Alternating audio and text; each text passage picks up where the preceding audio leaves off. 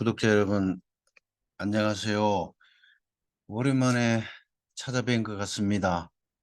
그동안 제가 학교 강의와 학원 강의 등으로 신설반도 생기고 그래서 상당히 많이 바빴습니다. 바쁘다 보니까 이 유튜브를 좀 촬영을 하질 못했습니다. 오늘은 오랜만에 또 한 편을 좀 선사를 해드릴까 싶어서 카메라 앞에 앉았습니다. 지난번에 제가 그 고려 사이버대학에서 경매 실무의 토론 문제로 냈던 거하고 또 지금 저희 학원에서 기본반에서 그 토론 문제로 잠깐 냈던 문제가 있어요. 경매 실무 중에서 임차인 지위와 전세권자의 지위, 한 사람이 동일인이 임차인의 지위와 전세권자의 지위를 모두 가지고 있는 경우에 사실 임차권은 모두 가지고 있는 경우에 두 지위를 모두 인정을 받습니다. 그게 그 실체법적인 권리가 다르기 때문에 전세권은 바로 민법의 이론을 적용이 되고 또 임대차는 주임법의 적용을 받기 때문에 근거 법령이 서로 다르다 보니까 각각 따로 적용을 받습니다. 그러다 보니까 경매 권리 분석에서 어려운 점이 없지 않아 있습니다. 그래서 오늘은 그 부분에 대해서 한번 말씀을 드릴까 합니다. 자, 제 카페에 고려 사이버대학에 올렸던 토론 문제로 올렸던 문제입니다. 이 문제는 사실은 굉장히 좀 어려운 것 같으면서 사실은 간단한 문제예요. 현재 지금 대법원 판례가 두 건이 나온 것이 있는데 그 대법원 판례가 서로 충돌을 일으키기 때문에 오는 현상입니다. 대법원 판례를 제가 조금 기록을 하고 시작을 해야 될 것 같습니다. 2010마 900번 판결하고 2008마 212번 결정. 이 대부분 결정이에요. 판결이 아니라 둘 다 대부분 결정인데 이 경매 사건의 항고를 통해서 재판이 이루어졌던 거예요. 자, 보시다시피 자, 여기는 물건은 뭐 권선 수원에 있는 물건이에요. 빌라인 것 같아요. 빌라. 시티 퍼스트 빌라예요. 빌라인데 이 임의 경매가 들어왔고 임의경매 다세대입니다. 다세대. 감정가는 1억 6,300. 최저가가 지금 현재 이 사진 촬영 당시에 34%대까지 떨어져 있습니다. 그리고 매각 기일은 11월 17일, 그리고 다음 기일은 12월 20일이고 경매 개시 결정 기일은 2022년 작년 9월 23일에 있었던 사건이에요. 그 다음에 그리고 배당료 종기일은 이미 지나갔습니다. 2022년 12월 6일로 지나갔고요. 이게 재매각 보시다시피 재매각 물건이고 선순위 전세권이 있는 물건이에요. 자, 요 보시다시피 이 건의 특징이 요거입니다. 재매각 물건이고 선순위 전세권이 있는 물건이다.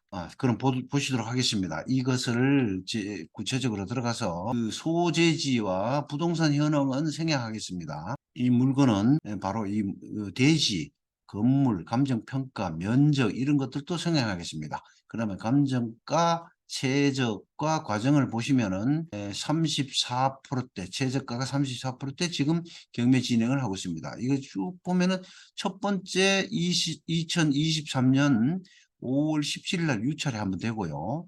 또 두 번째로 또 30% 유찰이 또 한 번 됐어요. 6월 20일 유찰이 됐습니다. 그리고 세 번째 기일에 가서 매각이 됐어요. 2023년 8월 8일 날 여기 어떤 분이 입찰 참여를 해서 최고가 매수인이 되고 매각이 됐습니다. 그리고 나서 잔금을 납부하지 않았어요. 잔금을 납부하지 않고 포기를 한 사건입니다. 그래서 재매각이 나온 거예요. 자, 여기서 이대현이라는 사람이 전입 확정 배당 요구까지 했고요. 임차인이죠, 그죠? 임차인. 점유기간이 이렇고, 그 다음에 등기 권리상에 보면은, 자, 여기 보면은 전세권 해가지고 이대현이라는 사람이 전세권을 설정했죠. 20년 9월 18일 날 존속기간 요까지 그 전세권이 설정이 됐습니다. 그 다음에 여기 보면 임대차도 좀 전에 이대현 이거 보시면은 임차인이죠. 이대현 동일인입니다. 여기도 전세권 이대현 자 임차인 동일인이죠. 같은 사람입니다. 자, 여기 보시면은 전입이 9월 18일입니다. 2020년 9월 18일. 그러니까 대항력은 9월 18일 다음날 이길 발생되므로 9월 19일 0시에 발생이 됩니다. 대항력이. 확정일자까지 받았으니까 확정일자는 우선 변제의 문제이고요. 대항력의 문제가 여기서 중요합니다. 그 다음에 전세권은 2020년 9월 18일 같은 날을 했죠. 그죠? 같은 날 전입한 날짜에 전세권 설정 등기도 했습니다. 그러나 전세권은 2020년 9월 18일 날 효력이 바로 즉시로 발생되지만은 이 대항력은요 주임법 3조 1항에 따라서 이길 그 다음날 발생하도록 되어 있습니다.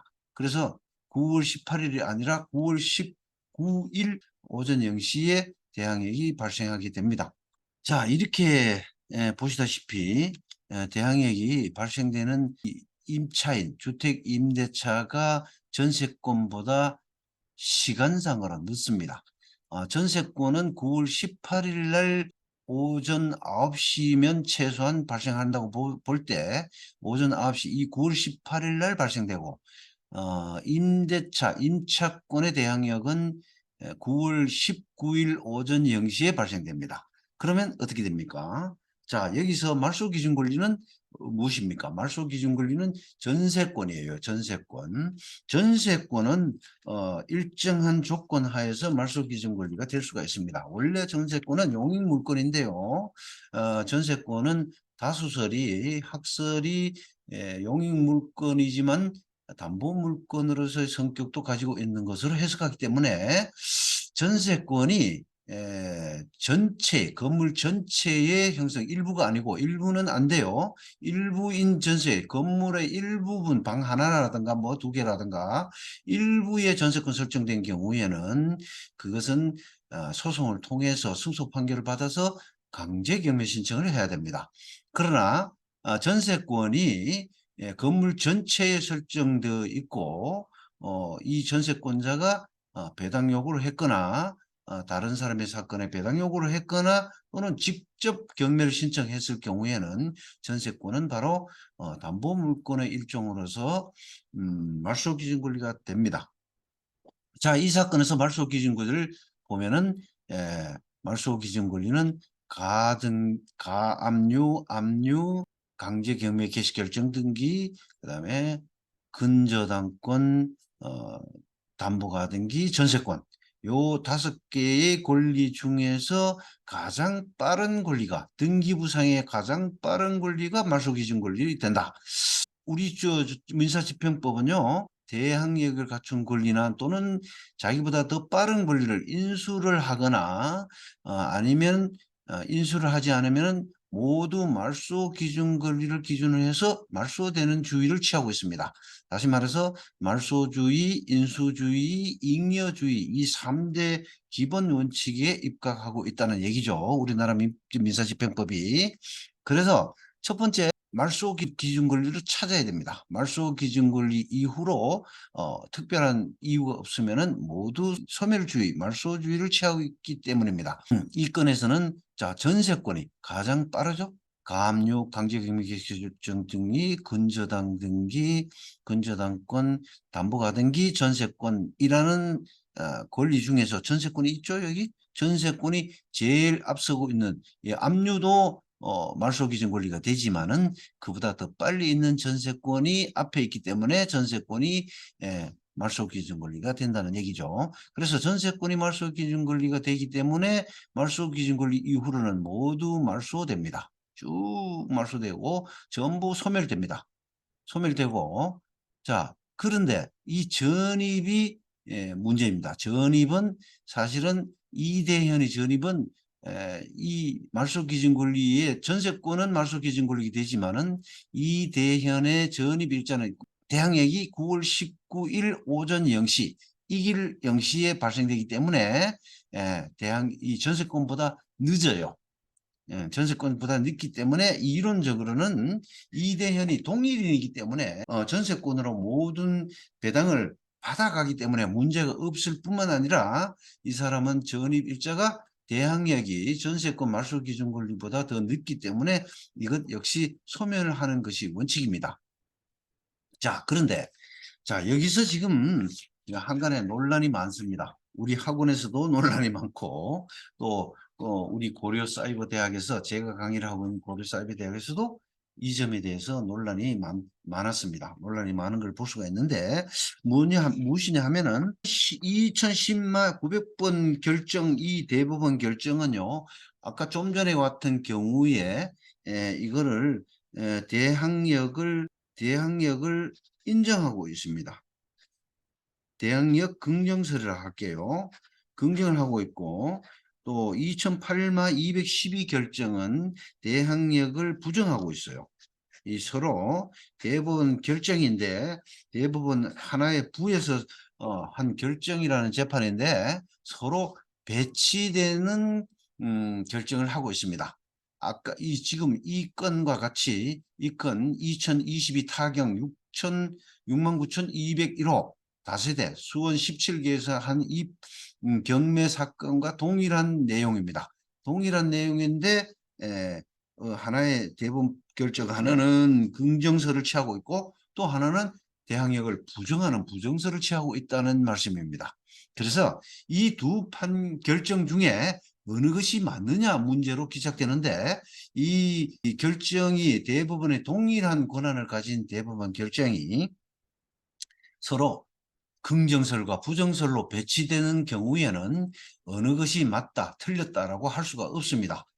법원 조직법에 따라서 대법원 전원 합의체 판결에 따라서 의해서 이 정리가 될 때까지는 우리는 감수를 해야 됩니다. 이거를 어느 결정이 맞고 어느 결정이 틀렸다라고 단정하기는 어렵습니다. 그래서 여기 대해서 대법원 전원 합의체 판결이 나오면은 이 긍정서를 취하든 부정서를 취하든 어느 것을 취하면서 만약에 긍정서를 대법원 전합 판결이 긍정서를 취하게 되면은 부정서를 취한 판결을 폐기할 것이고 부정서를 취하게 되면은 긍정서를 취한 판결을 폐기하게 될 것입니다. 그렇게 정리가 되어야 되는데 자, 제 개인적 소견으로는요. 또 법리적으로는 아까 말씀드렸듯이 9월 18일 날 전입신고가 됐기 때문에 전입신고를 했다는 얘기는 점유를 하고 전입신고를 했다는 얘기죠. 그래서 전입신고를 한 이길 날 이길 0시에 대항력이 발생된다는 얘기입니다. 그래서 전세권이 9월 18일 날 전세권이 말소기준 권리이기 때문에 전입일자가 대항력이 말소기준 권리보다 더 늦은 시간적으로 더 늦죠. 이제 9월 19일 0시니까 전세권은 9월 18일 오전 9시고 대항력은 9월 19일 0시가 됩니다. 12시 밤 12시 0시에 대항력을 취득하기 때문에 결국은 동일이지만은 이 사람의 전입신고 대항력은 전세권에 대항하지 못한다. 즉 다시 말해서 2008마 2012 결정 대항력을 부정한 이 결정이 옳다. 맞다라고 말씀을 사적으로는 그렇게 봅니다. 그렇게 보고 또 법리상도 이게 맞습니다. 왜냐하면은 주임법 3조 1항의 대항력 규정이 이 길로 대항력이 발생하도록 규정하고 있기 때문에 그렇습니다. 법리상 명백해 보입니다. 그러나 아까도 말씀드렸지만은 여기에 관한 동일한 건에서 대항력을 긍정한 판결도 있고 대항력을 부정한 결정도 있기 때문에 그 두 개의 결정 사이에 충돌이 일어나고 있다는 사실, 이것은 부인할 수 없는 사실입니다. 그래서 예측컨대 아마 어떤 사람이 세 번째 기일에 매각 8월 8일 날 매각을 최고가 매수 신고인으로 매각이 됐어요. 그런데 매각을 하고 나서 누군가에게는 아마 전문을 들으셨겠죠. 이 대법원 판례 결정 2010마 900번 결정, 이 대항력을 긍정하는, 임차인의 대항력을 긍정하는 그런 얘기를, 설을, 이 결정을 얘기를 듣고 본인이 이 모든 게 말소기준거지 이후로 모두가 말소된다고 생각하고 낙찰 받았는데 아이쿠 이 큰일 났구나 싶어서 아마 잔금을 납부하지 않고 포기를 한 것 같습니다. 물론 이 매각은 아마 상대방의 대항에 따라서 재판을 한 번 더 해야 될 수도 있습니다. 그러나 운이 좋으면 재판 없이 바로 이렇게 결정으로 다세대를 낙찰받고 종결될 수도 있습니다. 그러나 또 한편 운이 나쁘면은 상대방의 이의에 의해서 이 2010마 900번 결정, 대항력을 긍정하는 대법원 결정이 옳으니 틀렸느니 이런 식의 아마 재판을 한번 거쳐야 될 가능성도 있습니다. 그러니까 어쨌든 제가 볼 때는 제 사견으로는 이것은 대항력이 인정되지 않는다, 부정된다. 말소기준권리 원칙적으로요, 대항력이 인정되려면은 최우선 변제를 받거나 대항력이 인정되려면 말소기준권리보다 빨라야 돼요. 빨라야 되는데 이 사건에서는 말소기준권리인 전세권보다 늦습니다. 그래서 대항력이 부정되는 것이 민사집행법과 주임법과의 관계를 합리적으로 또 정리하는데 옳은 해석이다라는 말씀을 드릴 수가 있습니다. 그래서 이 건은 전부 끝입니다. 사실은 이 건을 낙찰받으신 분은 결론컨대 한번 운이 좋으면은 그냥 그걸로 끝이 납니다. 끝이 나고 나거나 또는 정말 운이 나쁘면은 다른 사람의 이의로 이 한번 재판을 붙을 가능성이 있는데 그럴 가능성은 좀 희박해 보입니다. 왜 그러냐면은 보십시오. 말소기준권리 뒤로는 압류 뭐 이외에 별다른 권리가 없어요. 별다른 권리가 없기 때문에 그대로 종결이 될 가능성이 상당히 높아 보입니다. 자, 이 건을 가지고 저희 학원에서도 상당히 왈가왈부 상당히 논쟁이 심했습니다. 그러나 그건 매우 좋은 방법이죠. 그죠? 그런 논쟁을 한다는 얘기는 바로 훨씬 더 올바르고 제대로 된 공부를 하게 한다는 것이죠. 제가 부동산 경매 실무 강의를 하고 있는 고려대학 교수도 그런 일이 벌어졌고 저희 학원에서도 그런 일이 벌어졌습니다. 제가 이 건을 올린 거는 재매각 물건으로서 말소기준권리 전세권이 이중 지위를 가지고 있고 임차권과 전세권으로서 이중 지위를 가지고 있을 때 두 권리 모두가 실체법적 근거가 다르기 때문에 두 권리가 모두 효력을 가지고 또 이 여기에 따른 대법원의 두 개 충돌되는 대법원 결정이 있다는 사실을 알리고 또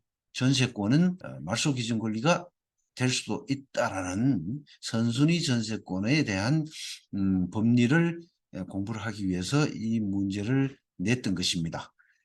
여러분들 그렇게 이해하시고요. 사실은 이 건은 그 논점이 좀 복잡한 듯 하면서도 아주 간단한 논점이 간단한 사건입니다.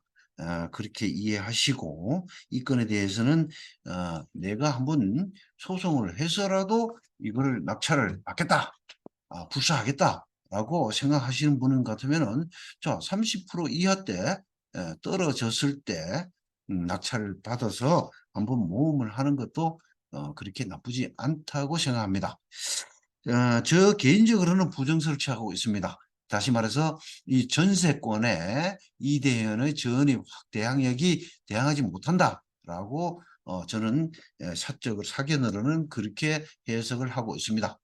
다시 말해서 2012 판결이 2012 결정이 법리상 주임법과 민사집행법의 법리에 더욱 더 부합한다라는 결론을 내리고 오늘은 여기서 끝내기로 하겠습니다.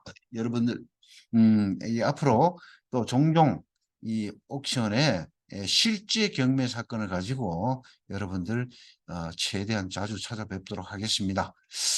김태건의 부동산 경매 학원이라는 네이버 카페에 들어오시면은 거기 관해서 자세한 내용을 다시 보실 수 있습니다. 자주 찾아주시고요. 오늘은 여기서 인사를 올리도록 하겠습니다. 감사합니다. 안녕히 계세요.